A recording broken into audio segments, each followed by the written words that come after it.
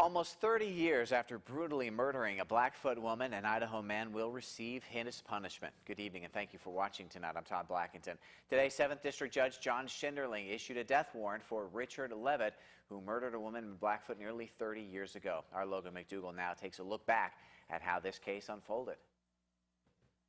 In July of 1984, 31-year-old Danette Elge was found brutally murdered in her home. Elge was stabbed multiple times and her sexual organs were cut from her body.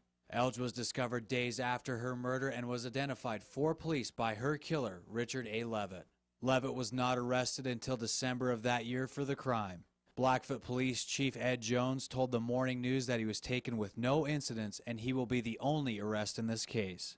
The father of two was arraigned on December 6th and entered an innocent plea on February 25th, 1985, and on his way into the courtroom he seemed at ease, even asking for his wife's thoughts on his boots. Leavitt's trial began on September 12th of the same year. Some of the witnesses the prosecution called included Leavitt's neighbors, who said that at a party they held the day after the murder, Leavitt and his wife brought a police scanner, and any time something came over it, it would seize their attention. Leavitt's blood was found at the scene of the crime, and when he took to the stand, he testified to it getting there from having a nosebleed in Elge's home before the murder.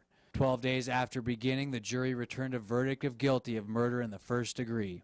On December 19th, 7th District Judge H. Reynolds George sentenced Richard Leavitt to death for his crime. Judge George said the crime was heinous, atrocious, and cruel, and the defendant showed an utter disregard for human life. As the hearing closed, Elge's sister shouted, "Now you'll get what you deserve," to Leavitt as he exited the courtroom.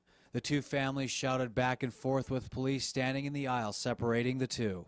After sentencing, Leavitt joined 14 other men on Idaho's death row. Logan McDougall, KPVI News 6. Now, Leavitt did exercise his right to appeal after being convicted. Ultimately, the U.S. Supreme Court refused to hear Leavitt's case on May 14th of this year. His scheduled execution date is June 12th.